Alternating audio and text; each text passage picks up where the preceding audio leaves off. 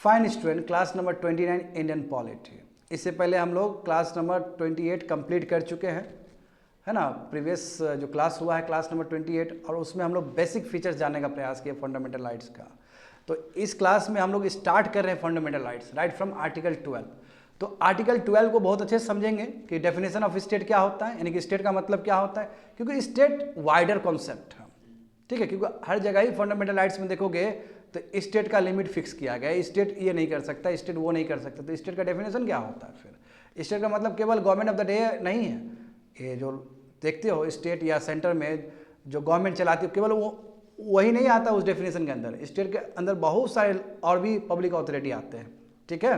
तो इस क्लास में हम लोग आर्टिकल 12 के बारे में समझेंगे, और जो करेंट इश्यूज रहा है बीसीसीआई का, जो लंबा इशू अभी भी इशू चल रहा है, उसको भी समझेंगे ताकि क्रिस्टल क्लैरिटी से हम लोग स्टेट का डेफिनेशन समझ सकें। समझ गए ना? तो देखो यहाँ पे समझो बात को, यहाँ से हम लोग ओपन कर रहे हैं आर्टिकल 12 डेफिनेशन ऑफ स्टेट। तो स्टेट का डेफिनेशन क्या होता है फंडामेंटल राइट्स के लिए, यानी कि संविधान में देखो बार बार तुमको राइट फ्रॉम आर्टिकल 12 to 35 तुम केवल स्टेट स्टेट स्टेट हर जगह ही स्टेट आएगा। तो स्टेट का मतलब क्या होता है? अब ये जो स्टेट का डेफिनेशन है केवल फंडामेंटल राइट्स के लिए है। यदि तुम पॉलिटिकल फिलोसफी का बात करोगे तो पॉलिटिकल फिलोसफी में ये स्टेट का डेफिनेशन नहीं होगा। ये स्टेट का डेफिनेशन का मतलब है provisions concerning the fundamental rights. Fundamental rights में यदि स्टेट का डेफिनेशन दिया गया तो उसके लिए डेफिनेशन बैठेगा। ये यूनिवर्सल डेफिनेशन नहीं है स्टेट का, कहने का मतलब ये हुआ। बात समझ में आ रहा है क्या बोल रहे हैं? यहाँ पे देखो, जो term state has been used in different provisions, यानी कि जो शब्द स्टेट है उसको बहुत अलग अलग तरीके से फंडामेंटल राइट्स के चैप्टर में यूज किया गया, पार्ट 3 में यूज किया गया है। तो इसलिए पहला ही जो आर्टिकल होगा आर्टिकल 12 में ये क्लियर कर दिया जाएगा कि स्टेट का मतलब क्या है। आखिर पार्ट 3 में खाली स्टेट स्टेट स्टेट डिफाइन किया जाएगा, तो आखिर स्टेट है क्या वो फर्स्ट ही में तुमको मेंशन कर दिया जाएगा आर्टिकल 12 में। तो यहाँ पे समझते हैं अकॉर्डिंग टू इट स्टेट क्या क्या हो सकता है। Government of the day and parliament of India, यानी कि सेंट्रल लेवल पे गवर्नमेंट हो सकता है मोदी गवर्नमेंट, और लोकसभा राज्यसभा यानी कि एग्जीक्यूटिव और लेजिस्लेटिव विंग दोनों ही यूनियन का। सिमिलरली स्टेट का दोनों ही विंग बच्चे लोग समझे, स्टेट का दोनों ही विंग हो सकता है, गवर्नमेंट ऑफ द डे और विधानसभा, या कई में विधान परिषद है तो वो भी हो सकता है। आया समझ में? Local authority, municipality, panchayat, district board, improvement trust, ये सभी हो सकते हैं, म्यूनिसिपल कॉर्पोरेशन सभी हो सकते हैं। और बहुत इंपॉर्टेंट डी देखो, स्टैट्यूटरी और नॉन स्टैट्यूटरी अथॉरिटी भी हो सकता है, जैसे LIC हुआ, ONGC हुआ, सेल हुआ। तो यानी कि जो लॉ से बना हुआ है, पार्लियामेंट के लॉ से बना हुआ है, वो भी बॉडी स्टेट हो सकता है। या फिर जो लॉ से नहीं बना है, जैसे मान लो कि नीति आयोग, नीति आयोग का एग्जीक्यूटिव बॉडी है ना, हाँ, एक्स्ट्रा कॉन्स्टिट्यूशनल बॉडी है ना, वो भी स्टेट हो सकता है। डिपेंड करता है कि जो सरकार है, सरकार का क्या कंट्रोल है उस पब्लिक अथॉरिटी पे। सिंपल शब्द में कहा जाए तो जिसके जिसके ऊपर RTI लग सकता है वो सब पब्लिक अथॉरिटी, वो सब स्टेट के डेफिनेशन में आ जाता है, जिसके ऊपर RTI लगता है, राइट टू इंफॉर्मेशन। आगे देखोगे बच्चों लोग, तो स्टेट देखो, स्टेट इसलिए वाइडर सेंस में डिफाइन किया गया है ताकि सभी सरकार और सरकार का सभी एजेंसी उसके अंदर आ सके। It is the action of this agency, जितना भी बात की है पब्लिक अथॉरिटी, उसका ड्यूटी है, समझे ना, that can be challenge in the court as violate, यानी कि ये लोग यदि कोई तरह का फंडामेंटल राइट्स वायलेट करते हैं तो सुप्रीम कोर्ट आ जाएगा न्याय देने के लिए। यानी कि कोई भी पब्लिक अथॉरिटी से वायलेशन हुआ किसी का भी फंडामेंटल राइट्स, जैसे मान लो कि एग्जांपल LIC क्या है, तुम्हारा स्टेट है। LIC के अंदर कोई कर्मचारी काम कर रहा है, एम्प्लॉय काम कर रहा है, उसका फंडामेंटल राइट्स हनन हो गया, वो दौड़ सकता है सुप्रीम कोर्ट के पास और बोल सकता है कि मेरे स्टेट ने क्या किया, मुझे वायलेट कर, मेरा फंडामेंटल राइट्स वायलेट कर दिया। तो पूछेगा कौन सा स्टेट, तो बोलेगा क्या, LIC बिल्कुल डेफिनेशन में आता है। बात समझ गए ना? तो स्टेट का डेफिनेशन बड़ा है, वो यूनिवर्सल डेफिनेशन नहीं है, वो केवल फंडामेंटल राइट प्रोविजन को देखने के लिए वो स्टेट का डेफिनेशन इस तरह बनाया गया है। एनीवे देखो, according to supreme court, supreme court क्या कर सकती है, इवन अ प्राइवेट बॉडी और एजेंसी जो कि स्टेट के अंदर काम कर रहा है वो भी स्टेट के डेफिनेशन में आ सकता है। देखो पॉइंट टू बी नोटेड। तो सुप्रीम कोर्ट ने क्या किया, इसके हॉरिजन को और बढ़ा दिया। जैसे कई बार होता है ना, देखो जैसे मान लो कि एक NGO है, बच्चे लोग सिंपल एग्जांपल बोल रहे हैं, NGO है, 5 आदमी काम कर रहा है, मगर सरकार का बहुत सब्सटेंशियल फाइनेंसिंग हो रहा है, सपोर्ट हो रहा है, तो सरकार कहीं ना कहीं उस NGO को बढ़ावा दे रही है। और उस एनजीओ के अंदर किसी एम्प्लॉइज़ का फंडामेंटल राइट्स हनन हो गया तो जुडिशरी वो बोल सकती है कि भले ही अभी पब्लिक अथॉरिटी नहीं है मगर ये भी स्टेट के एम्बिट के अंदर आएगा। जैसे वो स्टेट के एम्बिट के अंदर आ गया, जैसे वो स्टेट के डेफिनेशन में आ गया, तो इसका मतलब क्या है कि यदि उसने फंडामेंटल राइट्स हनन किया है किसी का तो उसके ऊपर भी वही कार्रवाई होगा जैसे तुम्हारा दूसरे स्टेट के ऊपर होता है। तो according to the supreme court even a private body, समझ रहे हो, प्राइवेट बॉडी भी जैसे एनजीओ टाइप का बॉडी सब, प्राइवेट बॉडी भी या एजेंसी जो कि स्टेट के अंदर काम कर रही है, मतलब स्टेट की तरह काम कर रही है as a instrument of the state, वो भी स्टेट के डेफिनेशन में आ सकती है। समझे? तो यहीं पे एक विवाद भी है और case to case supreme court फैसला देती है सब्सटेंशियल फाइनेंसिंग दुनिया भर का पैरामीटर को देखते हुए। अभी थोड़ी देर में समझोगे। तो यहाँ पे केस है बीसीसीआई का, आर्टिकल 12 तो समझ गए। और सबसे बड़ा सवाल ये है कि क्या बीसीसीआई स्टेट है या नहीं है। बात समझे? ये टोटल जो मॉड्यूल है इसी के आसपास घूमेगा। और ये इशू क्यों लिया, हालांकि ये 4-5 साल पुराना वाला टॉपिक है, अभी भी उतना ही रेलेवेंट है स्टेट को समझने के लिए। और अभी प्रेजेंट पोजीशन देखो तो अभी भी सुप्रीम कोर्ट में ये मामला पड़ा हुआ है, अभी भी डिसाइड नहीं हुआ। अभी तक क्या स्टेटस है कि बीसीसीआई स्टेट नहीं है, ये स्टेटस है अभी तक। मैं इसका देखोगे बहुत सारा पॉइंट देखोगे तुमको लगेगा कि नो बीसीसीआई को स्टेट होना चाहिए। तो क्यों ऐसा लगेगा तो समझो। हाँ, अब देखो जिस तरह स्कैंडल हुआ, जिस तरह बेटिंग का स्कैंडल हुआ, श्रीशांत सब फंसा ना, बड़ा बड़ा क्रिकेटर सब है ना, बहुत सारा हुआ बात। MS धोनी पे भी आरोप लगा, चेन्नई टीम 2 साल नहीं खेली, बीच में डिसकंटिन्यू भी हुआ। तो दुनिया भर का तुम्हारा बेटिंग स्कैंडल हुआ था उस समय। तो चीज़ों को देखते हुए लोधा कमेटी बनाया गया जिसमें खुद स्वयं फॉर्मर चीफ जस्टिस जो भारत के रहे हैं जस्टिस लोधा भी थे। इसमें 3 मेंबर थे और जस्टिस लोधा क्या थे, वो कमेटी के अध्यक्ष थे, चेयरपर्सन थे। 3 जज का एक कमेटी बना था। जज का नाम सब देख सकते हो तुम लोग। तो देखो स्टार्ट कहाँ से हुआ, मामला कहाँ से आया, कहाँ से बीसीसीआई सुर्खी में आया कि इसको स्टेट बनना चाहिए कि नहीं बनना चाहिए। वो 2005 का एक बहुत ही इंपॉर्टेंट जजमेंट सुप्रीम कोर्ट का। देखो सुप्रीम कोर्ट ने क्या बोला। तो यहाँ पे देखो board of BCCI versus Netaji cricket club, ठीक है, ये केस का नाम है। इस केस में सुप्रीम कोर्ट ने कहा कि जिस हिसाब से बीसीसीआई अपना काम परफॉर्म करती है, जिस नेचर पे अपना फंक्शन परफॉर्म करती है, तो इसका मतलब ये बात तो तय होता है कि बीसीसीआई का बहुत कंट्रोल है क्रिकेट के ऊपर भारत में। सही बात है ना। और परवेजिव यानी कि बहुत ज़्यादा ही कंट्रोल है, टू मच कंट्रोल है, समझे ना। तो कहीं ना कहीं ये पब्लिक फंक्शन परफॉर्म करती है। तो कहोगे sir too much control public function, what does it mean. Public function का मतलब है कि पब्लिक के लिए काम करती है। देखो ना, बीसीसीआई 11 मेंबर का टीम बनाती है ना। अच्छा, 11 मेंबर के साथ कुछ भी खराब होता है तो कहीं ना कहीं वहाँ पर भी फंडामेंटल राइट्स हनन होगा। तो इसलिए सुप्रीम कोर्ट क्या बोल रही है कि बीसीसीआई का कंट्रोल क्रिकेट में बहुत ज़्यादा ही है, परवेसिव है और कहीं ना कहीं ये पब्लिक फंक्शन परफॉर्म करती है, ठीक है। And which made it obligatory for the board to follow, इसलिए बोर्ड को भी किस तरह फॉलो करना चाहिए, फेयरनेस और गुड फेथ में करना चाहिए ताकि किसी का फंडामेंटल राइट्स हनन ना हो। आफ्टर ऑल ये पब्लिक फंक्शन परफॉर्म करा। बट उस समय देखो सुप्रीम कोर्ट ने बड़ा बात कहा, और सुप्रीम कोर्ट ने फिर भी कहा कि बीसीसीआई स्टेट का हिस्सा नहीं हो सकता है, आर्टिकल 12 के एम्बिट के अंदर नहीं आ सकता, आर्टिकल 12 के स्कोप के अंदर नहीं आ सकता। कारण क्या है, कारण यही है कि ये क्या है, तुम्हारा किसी स्टैचू से नहीं बना है, किसी लॉ से नहीं बना है, समझे ना। And not a part of share capital held by the, यानी कि कोई भी गवर्नमेंट जो है, गवर्नमेंट ऑफ डे, वो कुछ शेयर होल्ड भी नहीं करता है इसके अंदर। तो या तो यानी कि सरकार पैसा भी नहीं देती है, सरकार शेयर होल्डर भी नहीं है बीसीसीआई के अंदर। और दूसरी बात है कि जो बीसीसीआई का जो बना है, बीसीसीआई जो बोर्ड बना है वो पार्लियामेंट के लॉ से नहीं बना है या विधानसभा के लॉ से नहीं बना है।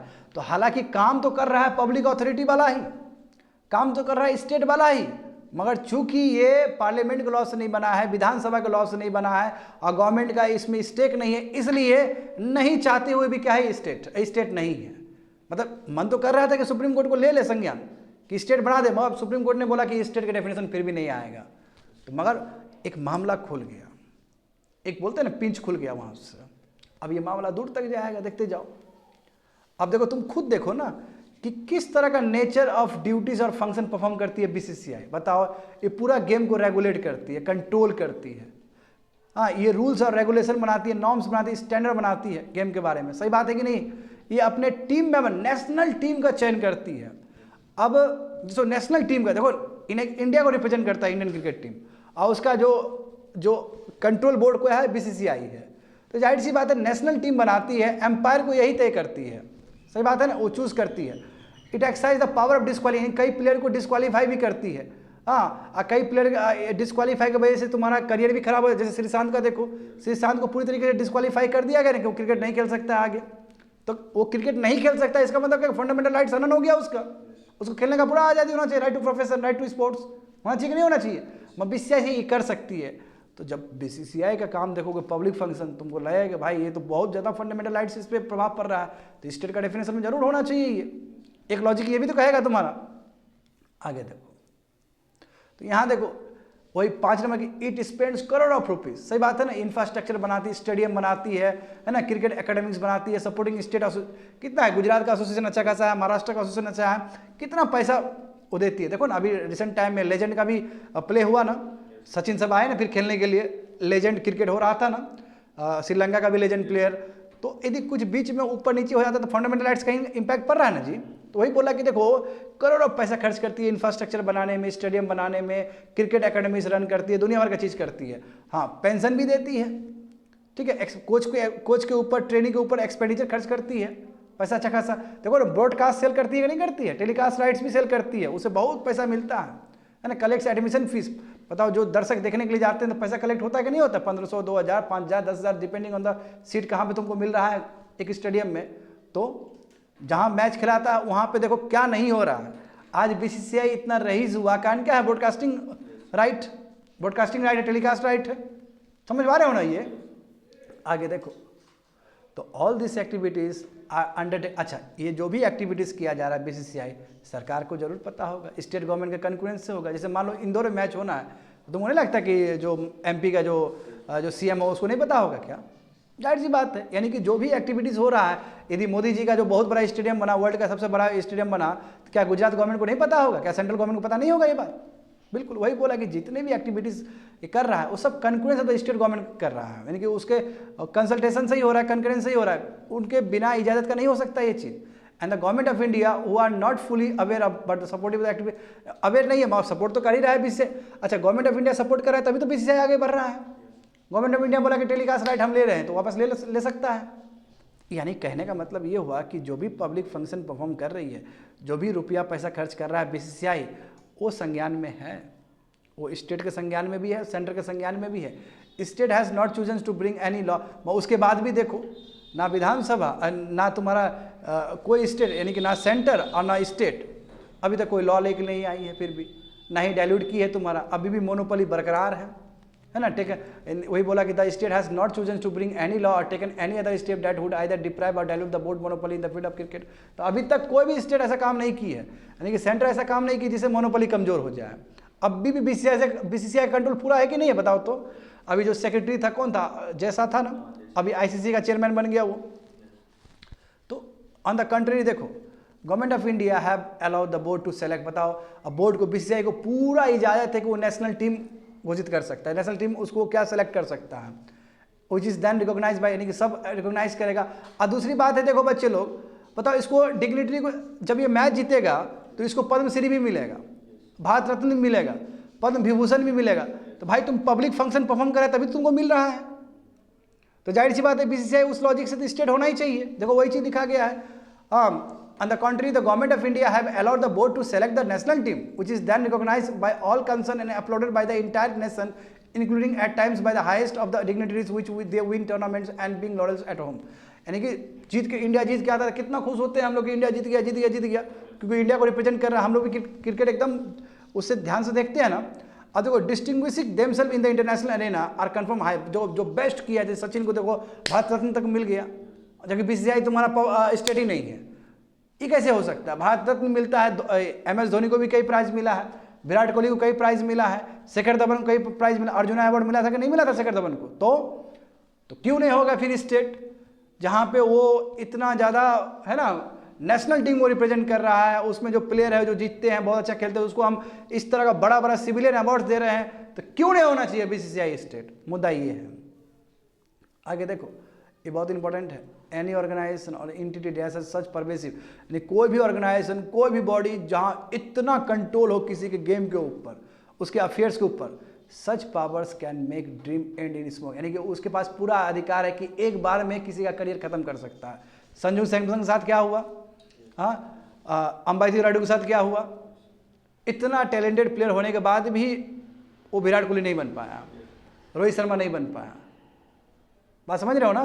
तो इसके पास एक मतलब उसके पास ऐसा मौका है कि वो स्मोक की तरफ करियर खत्म कर सकता है किसी का। तो जाहिर सी बात है, यानी कि वो स्टेट ही है और डिस्क्रिमिनेशन कर रहा है, वायलेशन कर रहा है, तो जाहिर सी बात आना चाहिए। वही लिखा गया देखो वहाँ पे, over the game and its affair and such power can make dreams end up in smoke or come true can not be said to be undertaking any. तो इसलिए नहीं कह सकते कि बीसीसीआई प्राइवेट एक्टिविटी कर रही है, बीसीसीआई पूरा पब्लिक एक्टिविटी कर रही है, क्योंकि लोगों का इसमें फंडामेंटल राइट्स इन्वॉल्व है। तो function of board are clearly public function, इसलिए जो काम करने का तरीका है बीसीसीआई का वो पूरा पब्लिक फंक्शन है, समझे? जो ये डिस्चार्ज करती है बिल्कुल, तो इसको भी क्या होना चाहिए? Answerable on the must be made answerable on the standard of generally applicable, यानी कि जो स्टेट एक्शन का जो होता है जुडिशियल रिव्यू, कि आपने ये काम फंडामेंटल राइट्स को देख के किया कि नहीं किया, सिमिलरली इसके ऊपर भी होना चाहिए। यानी कहने का मतलब दूसरे शब्द में इसको भी स्टेट के डेफिनेशन के अंदर आना चाहिए। तो देखो स्ट्रॉन्ग पॉइंट ये लॉ कमीशन ने भी कहा है, समझे ना, और ये सुप्रीम कोर्ट भी बोल रहा है। तो लॉ कमीशन देखो, जो ये सुप्रीम कोर्ट का रिमार्क है, बच्चे लोग जितना बताएं तुमको, सुप्रीम कोर्ट ये सब बोला है, पॉइंट 1 से लेके 9 तक बोला है पॉइंट, सुप्रीम कोर्ट का रिमार्क है, लिखा हुआ चीज़ है। But at the same time supreme court ये भी बोलता है, चूंकि कोई स्टैचू नहीं है, कोई पार्लियामेंट का लॉ नहीं है, कोई विधानसभा का लॉ नहीं है ना, इसलिए हम इसको आर्टिकल 12 के अंदर नहीं रख सकते, स्टेट नहीं बोल सकते। मगर जो इसका काम करने का तरीका है वो पूरा स्टेट के रूप में है, पब्लिक फंक्शन परफॉर्म कर रहा है। अच्छा, लॉ कमीशन बैठा, देखो लॉ कमीशन भी वही बात बोलेगा। लॉ कमीशन ऑफ इंडिया उसने भी कहा कि ये 90 साल पुराना जो बीसीसीआई है ये पब्लिक बॉडी ही होना चाहिए। लॉ कमीशन का भी देखो सुर, क्यों? क्योंकि आईसीसी भी तो बीसीसीआई को ही रिकॉग्नाइज किया है। यानी कि इंडिया देखो, आईसीसी और बीसीसीआई, आईसीसी वर्ल्ड का ऑर्गेनाइजेशन है जो क्रिकेट को रेगुलेट कर रही है, अभी तो जैसा वहाँ पे चेयरमैन है। यहाँ पे समझो बच्चे लोग, जब आईसीसी ने रिकॉग्नाइज किया कि बीसीसीआई इंडिया का अथॉरिटी है जो क्रिकेट को रेगुलेट करेगा, तो जाहिर सी बात है बीसीसीआई पब्लिक अथॉरिटी होना चाहिए। समझ गए ना बात को? क्योंकि देखो आईसीसी भी जो इंटरनेशनल क्रिकेट काउंसिल है वो भी बीसीसीआई को ऑफिशियल बॉडी के रूप में रिकॉग्नाइज करती है और इंडिया को रिप्रेजेंट करती है, ऐसा वो मानते हैं वो लोग, ठीक है? तो इसका मतलब क्या होगा? वो भी स्टेट लाइक पावर एंजॉय कर रहा है बीसीसीआई, तभी तो मान रहा है। तो गिवन दिस, ये लॉजिक यदि दिया जाए, जाहिर सी बात है इसको स्टेट होना चाहिए। और प्लस जितने भी बोर्ड है, यानी कि बीसीसीआई और इसके जितने भी क्रिकेट मेंबर एसोसिएशन बोर्ड है, चाहे गुजरात में हो, चाहे महाराष्ट्र में हो, चाहे भारत के अन्य कोना में हो, जो कि रणजी ट्रॉफी सब करवाता है, बराबर करवाता है ना क्रिकेट सब, वो भी आरटीआई के अंदर आना चाहिए। देखो आरटीआई के अंदर कोई भी आ गया तो इसका मतलब वो पब्लिक अथॉरिटी हो गया। तो क्यों होना चाहिए ना? देखो अंबाती रायडू का करियर कहाँ गया, तो वो आरटीआई होना चाहिए ना उसके ऊपर, क्योंकि डायरेक्ट फंडामेंटल राइट्स हनन हो रहा है किसी का। हाँ, एक क्रिकेटर का जो करियर है अचानक बन सकता है, अचानक खत्म हो सकता है, तो डायरेक्ट फंडामेंटल राइट्स पे इंपैक्ट पड़ रहा है कि नहीं पड़ रहा है, बताओ। यहाँ पे देखो, तो लॉ कमीशन ने ये भी कहा है कि बिल्कुल ये आरटीआई के परव्यू के अंदर होना चाहिए। क्यों भाई? सिटीजन का ये इसमें डायरेक्ट इंपैक्ट पड़ रहा है। ये बोर्ड का जो मोनोपोलिस्टिक जो एक्टिविटीज़ है, इससे फंडामेंटल राइट्स ऑफ सिटीजन का इंपैक्ट पड़ता है, समझे ना? प्लेयर हो, एम्पायर हो, सभी होता है, इसलिए अकाउंटेबल होना चाहिए अपने एक्टिविटी को लेकर बीसीसीआई।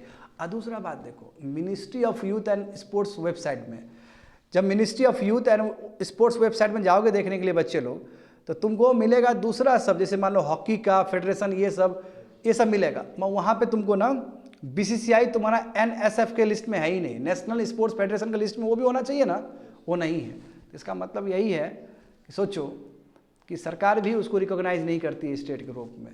यदि सरकार रिकॉग्नाइज करती है स्टेट के रूप में, तो इस वेबसाइट में, यूथ अफेयर्स और स्पोर्ट्स के वेबसाइट में एनएसएफ के अंदर जरूर बीसीसीआई का नाम होता है। एनएसएफ का मतलब है नेशनल स्पोर्ट्स फेडरेशन। तो कंट्री में नेशनल स्पोर्ट्स फेडरेशन क्या क्या है? बहुत सारा है कि नहीं है? हॉकी के लिए है, बैडमिंटन के लिए है, तो क्रिकेट का बीसीसीआई भी तो होना चाहिए था कायदे से। अभी तक तुमको वेबसाइट में नजर नहीं आएगा ये। यदि वेबसाइट में होता तो फिर तुरंत तुम्हारा आरटीआई के अंदर आ जाता वो।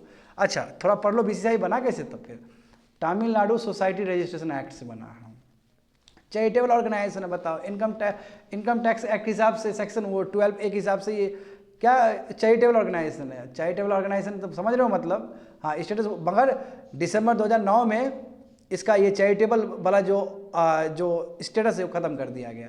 अब वो भी टैक्स देती है सरकार को। मैं देखो पहले क्या थी ये? हाँ, चैरिटेबल था, यानी कि 2009 में विड्रॉ कर दिया गया। मान रेट्रोस्पेक्टिव इफेक्ट हुआ 2006 से, ये जो 2-3 साल पहले जो पैसा नहीं दिया था वो भी देना पड़ेगा इसको। तो 2006 से लागू हुआ कि अब हाँ इसको बोलते हैं रेट्रोस्पेक्टिव, ठीक है ना। बीसीसीआई कोई फर्क नहीं पड़ता, बहुत पैसा है उसके पास, अरे बहुत पैसा है उसके पास, समझ गए ना। तो इंडियन प्लेयर का सैलरी देखो और तुम बाहर का सैलरी देखो ना, जमीन आसमान का अंतर है। क्रिकेट तो इंडिया में क्रिकेट अलग है बाबू, क्रिकेटर हो तो तुम शाहरुख खान सलमान खान से भी ऊपर जा सकते हो। इंडिया में 2 ही चीज़ तो है जो बहुत पॉपुलर है, एक है बॉलीवुड जो कि अभी थोड़ा कम हो रहा है, और क्रिकेट ऐसा चीज़ है कि शायद ही कम हो। कोई भी बच्चा आके क्रिकेट में एक सेंचुरी मार देता है, वो रातों रात फेमस हो जाता है। तो ड्राफ्ट देखो आया था, ये draft national sports development bill भी आया था 2013 में, जहाँ पे कहा गया था कि नेशनल स्पोर्ट्स फेडरेशन यानी कि बीसीसीआई को इसी रूप में हम करेंगे, मगर वो पास नहीं हो सका, इसलिए बीसीसीआई का मामला अभी अटका हुआ है। बिल आया था देखो ना, favour all national sports federation being treated as a public authority under, यानी कि जितने भी नेशनल स्पोर्ट्स फेडरेशन है उसको भी पब्लिक अथॉरिटी के रूप में ट्रीट करने का बात था, बट ये हो नहीं सका। हाँ, उसका होने का मतलब क्या है कि राइट टू इन्फॉर्मेशन एक्ट उस पर लग जाएगा, वो भी पब्लिक अथॉरिटी के अंदर आ जाएगा।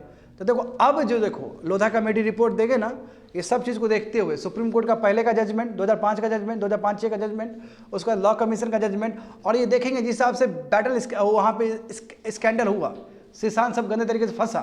तो देखो, तो अब लोधा कमेटी जो जिसमें 3 जज है, उसमें स्वयं एक पूर्व चीफ जस्टिस भी है लोधा, ठीक है। अब देखो ये क्या बोलते हैं, तो public character of the functioning of BCCI is widely, यानी कि सच में ही बीसीसीआई जो है पब्लिक फंक्शन परफॉर्म करता है, ये बात को रिकॉग्नाइज किया गया लोधा कमेटी के रिकमेंडेशन में भी। दूसरा देखो, जिस हिसाब से बेटिंग स्कैंडल हुआ तो ये बात खुल के आया कि क्रिकेट के भलाई के लिए अकाउंटेबिलिटी जरूरी है ना। ओपेक रहेगा तो नहीं चलेगा जी, सब बात यदि गुप्त रूप में हो तो फिर लोगों में गलत मैसेज जाएगा, इसलिए ओपन करना जरूरी है क्रिकेट के भलाई के लिए। तो supreme court intervention led to the cost, इसलिए सुप्रीम कोर्ट आई बीच में, और सुप्रीम कोर्ट ने कहा एक कमेटी बनना चाहिए। तो देखो कमेटी बना, वही जो लोधा कमेटी बना, इसने क्या किया, बहुत सारा रिफॉर्म्स को सजेस्ट किया है। तो एपेक्स कोर्ट ऑल्सो बाद में देखो, एपेक्स कोर्ट ने पहले भी बोला है ना कि पब्लिक फंक्शन ही परफॉर्म कर रहा है बीसीसीआई।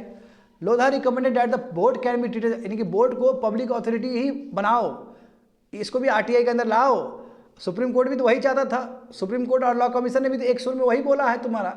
तो आफ्टर ऑल सबका विचार यही है कि इसको पब्लिक अथॉरिटी बनाया जाए, वही बात है, मामला अभी भी पड़ा हुआ है। देखो तो वाई द लॉ कमीशन ने क्यों किया था, तो मैं पहले बता चुका हूँ, क्योंकि BCCI state like power enjoy कर रही है, सेम चीज़ वो कहीं ना कहीं नेशनल स्पोर्ट्स फेडरेशन के रूप में ही काम कर रही है, क्योंकि उसमें लोग सब शामिल हैं, प्लेयर सब शामिल हैं, एम्पायर सब शामिल है ना। इसने देखो बोला है उसको भी नेशनल स्पोर्ट्स फेडरेशन, यानी मिनिस्ट्री वेबसाइट में होना चाहिए ना इसका भी लिस्ट, जो यूथ मिनिस्ट्री है, स्पोर्ट्स मिनिस्ट्री है, उसके लिस्ट में बीसीसीआई का भी होना चाहिए वहाँ पे। यदि लिस्ट में आएगा तो ऑटोमेटिकली बच्चे लोग आरटीआई एक्ट के अंदर आ जाएगा, समझ गए ना। तो दिस इज इनिवेटिव, क्यों बोलो तुम बताओ। बीसीसीआई का बनाया हुआ टीम देश को रिप्रेजेंट कर रहा है, इंटरनेशनल स्टेज में कर रहा है, बीसीसीआई इंडियन क्रिकेट टीम को सेलेक्ट कर रहा है, प्लेयर्स को सेलेक्ट कर रहा है, उसको अर्जुना अवार्ड्स मिला है, भारत रत्न मिला है, सिविलियन अवार्ड्स मिला है, क्यों नहीं मिलना चाहिए। और आईसीसी ने पहले ही तुम्हारा बीसीसीआई को ऑफिशियल बॉडी रिप्रेजेंट किया है, मतलब रिकॉग्नाइज किया है कि वो भारत की तरफ से बीसीसीआई सबसे बड़ा बॉडी है जो क्रिकेट को रेगुलेट करता है, तो उस हिसाब से जरूर होना चाहिए। वही सेम चीज़ रिपीट कर रहा हूँ मैं, और कुछ नहीं है। देखो तो बीसीसीआई इस अब, हाँ ये अलग बात है कि बीसीसीआई प्राइवेट बॉडी है, बहुत रिच बॉडी है, कोई फाइनेंशियल हेल्प नहीं चाहिए इसको, सही बात है ना, अकेले ये काम चला है, इतना रईस है। मगर it is a cash reach commercially successful apex body for cricket, cricket के लिए तो बहुत तगड़ा ये है, मगर ये क्या है, प्राइवेट बॉडी है, मगर पब्लिक फंक्शन तो परफॉर्म कर ही रहा है वो, दूसरी बात है। देखो और दूसरी बात है कि जो क्रिकेट पे जो कंट्रोल है बीसीसीआई का, वो बहुत ही मोनोपोलिस्टिक कंट्रोल है। बोर्ड का एक्शन, बोर्ड का डिसीजन, बहुत सारे प्लेयर्स का फंडामेंटल राइट्स, बहुत सारे एम्पायर का फंडामेंटल राइट्स और सिटीजन का भी फंडामेंटल राइट्स को इम्पैक्ट करता है, तो इसलिए पब्लिक अथॉरिटी होना चाहिए। अब देखो अभी तक तो हम यही जानते हैं कि सेंटर ने, स्टेट ने कुछ मदद नहीं किया है इसको फाइनेंशियली, मदद केवल पैसा से नहीं होता है बाबू, लैंड कंसेशन दे दे तो, ड्यूटी एग्जेम्पशन दे दे तो वो भी तो तुम्हारा मदद ही है। इसलिए लिखा गया कि बोर्ड्स को फाइनेंशियल हेल्प नहीं मिलता डायरेक्टली पैसा के रूप में, बट टैक्स तो मिल ही रहा है, टैक्स एग्जेम्पशन मिल रहा है, ड्यूटी एग्जेम्पशन मिल रहा है, लैंड कंसेशन मिल रहा है, जहाँ पे स्टेडियम बन रहा है, तो इनडायरेक्टली स्टेट तो सहयोग कर ही रहा है इसको।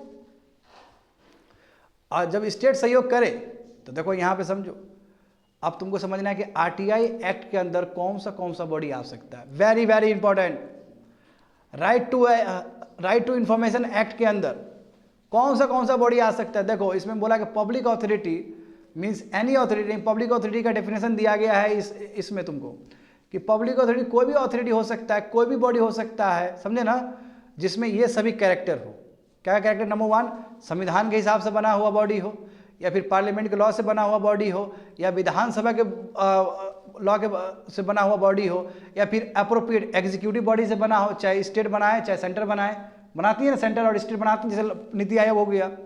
या फिर पॉइंट टू बी नोटेड, या फिर वो भी बॉडी हो सकता है जिसको सरकार, स्टेट, चाहे केंद्र सरकार हो चाहे राज्य सरकार हो, कंट्रोल करे या फिर सब्सटेंशियली फाइनेंस्ड करे। अब देखो यहाँ पेज फंसा हुआ है।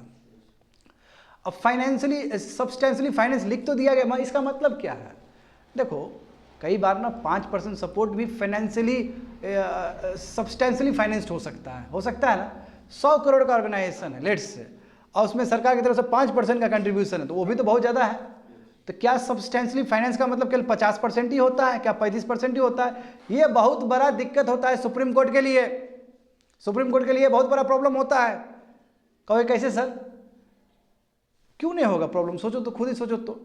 अब सुप्रीम कोर्ट को डिसाइड करना है कौन पब्लिक अथॉरिटी हो सकता है कि नहीं हो सकता है, तो केस टू केस पॉइंट करता है। कई बार तो ऐसा भी हो सकता है कि 50% सब्सटेंशियली फाइनेंस्ड हो रहा है मगर उसका कैरेक्टर नहीं मैच कर रहा है। कई बार ऐसा भी हो सकता है कि पैसा रुपया नहीं दिख रहा है मगर लैंड कंसेशन जैसे बीसीसीआई को हो रहा है।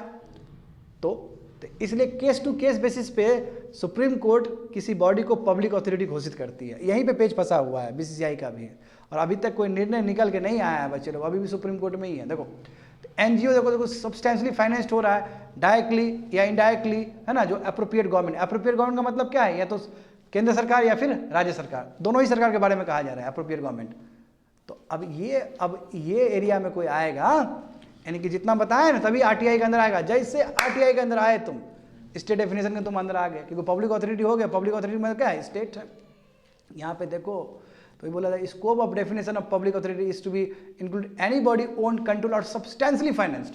अब देखो यही तो बात है, जैसे एनजीओ भी हो सकता है, समझे ना, एनजीओ सब्सटेंशियली फाइनेंस हो सकता है, अप्रोप्रिएट गवर्नमेंट कर सकता है। सवाल ये है कि ओनरशिप का मतलब क्या होता है, कंट्रोल का मतलब क्या है, और सब्सटेंशियल फाइनेंसिंग मतलब, ये 3 जो वर्ड है कि सरकार का कितना ओनरशिप होना चाहिए उस पर, क्या 5% 10%, कितना कंट्रोल होना चाहिए, आप किस हिसाब से कंट्रोल होना चाहिए, तब हम उसको पब्लिक अथॉरिटी मानेंगे। या फिर सब्सटेंशियल फाइनेंसिंग का मतलब क्या होता है, 5%, 10%, 35%, 50%, ये 3 जो वर्ड है फंसा देता है। इसलिए हमेशा ये इंटरप्रिटेशन होते रहता है, ये 3 चीज़। बात समझ गए हो ना? तो बीसीसीआई का भी मामला यही है। यहाँ पे देखो तो वही बोल रहा है कि जो सब्सटेंशियल फाइनेंसिंग, क्या सब्सिडी भी हो सकता है, लैंड अलॉटमेंट भी हो सकता है सरकार के द्वारा, या पेमेंट ऑफ ग्रांट्स भी हो सकता है टीचर का, स्टाफ का, एजुकेशनल इंस्टीट्यूशन में। इसलिए बड़ा दिक्कत होता है इसे समझने। इसलिए लिखा गया ना कि word such as control and substantial financing have been constitute liberally to widen the ambit, यानी कि इसको आराम से सुप्रीम कोर्ट लेता है अब देखते हुए। हाँ, till now there is no judicial amenity. देखो अभी तक ये नहीं हुआ है कि इतना % ही सब्सटेंशियल फाइनेंसिंग होगा या इतना ही कंट्रोल होगा इस वर्ड में। केस टू केस बेसिस पे सुप्रीम कोर्ट डिसाइड कर रही होती है, हायर कोर्ट डिसाइड कर रही होती है। केस इन पॉइंट देखो ना, इंडियन ओलंपिक एसोसिएशन, उसको पब्लिक अथॉरिटी कहा गया। क्यों? क्योंकि सेंट्रल गवर्नमेंट क्या करती है, जो लोग खेलने जाते हैं ना, उसको ट्रेवल एक्सपेंस सरकार देती है, and 85% of their earning expenses, जो भी कमाती है तो सरकार ही 85% देती है। इसलिए हम इंडियन ओलंपिक एसोसिएशन क्या बोले, पब्लिक अथॉरिटी बोल रहे हैं। तो इसलिए जब इसको पब्लिक अथॉरिटी बोल रहे हैं तो ये जो तुम्हारा यूथ वाला जो वेबसाइट है, ministry of sports and youth वाला, उस वेबसाइट में एनएसएफ में नीचे आ जाएगा ना, बट वही बीसीसीआई नहीं आता है। क्योंकि बीसीसीआई में जो सैलरी मिल रहा है प्लेयर्स को, वो बीसीसीआई दे रहा है, वो नहीं दे रहा है। मगर कहीं ना कहीं सरकार तो इनडायरेक्टली सपोर्ट कर ही रहा है बीसीसीआई को, स्टेडियम बनाने सब में, है ना, टेलीकास्ट वाला में। तो अब देखो लोधा कमेटी अपना रिकमेंडेशन लेके आया कि देखिए क्या होना चाहिए। हालांकि सब रिकमेंडेशन नहीं माना जाएगा और यहाँ पे सुप्रीम कोर्ट फिर से इंटरवीन करेगा, इसको करेक्ट करेगा। जैसे देखो लोधा कमेटी में ये बात निकल के आया कि देखिए ऐसा है कि बताओ झारखंड से खेलोगे तो MS धोनी बन जाओगे और बिहार से खेलोगे तो बनोगे ही नहीं, ये गलत बात है ना। तो ये लगा लोधा कमेटी को ये चीज़, ये गलत है। भारत में 28 स्टेट है, टैलेंट तो कहीं से भी आ सकता है। देखो MS धोनी झारखंड से आ गया तो उसको मौका मिला तब ना आ गया वो, और MS धोनी ऐसा प्लेयर, कितना प्लेयर होगा जहाँ पे कोई मौका ही नहीं मिलता है। तो इसलिए देखो इन्होंने कहा कि देखो ऐसा है कि 1 स्टेट 1 वोट होना चाहिए, एक स्टेट के पास एक ही वोट देने का अधिकार होना चाहिए, यानी कि एक ही ऑर्गेनाइजेशन होना चाहिए। मगर सुप्रीम कोर्ट ने कहा कि नहीं ऐसा बात नहीं है, एक स्टेट के पास 2-3 ऑर्गेनाइजेशन भी हो सकता है। जैसे देखो ना, तुम एग्जाम्पल देखो, गुजरात के पास लगभग 3 है, महाराष्ट्र के पास 3 ऑर्गेनाइजेशन है क्रिकेट का। तो सुप्रीम कोर्ट ने कहा कि नो, हम रिजेक्ट करते, 1 स्टेट 1 वोट वाला जो रिकमेंडेशन था लोधा कमेटी का, उसको रिजेक्ट कर दिया सुप्रीम कोर्ट ने। It disagree with the Lodha committee recommendation that cricket could propose only BCCI represent by every state and union territory, क्योंकि इसमें बात वही था कि हर स्टेट एक वोट करेगा, 28 स्टेट और यूनियन टेरिटरी सब शामिल हो। मगर सुप्रीम कोर्ट का नहीं, ऐसा बात नहीं है। 3 एसोसिएशन गुजरात में, महाराष्ट्र में बहुत अच्छा काम कर रहे हैं क्रिकेट के लिए।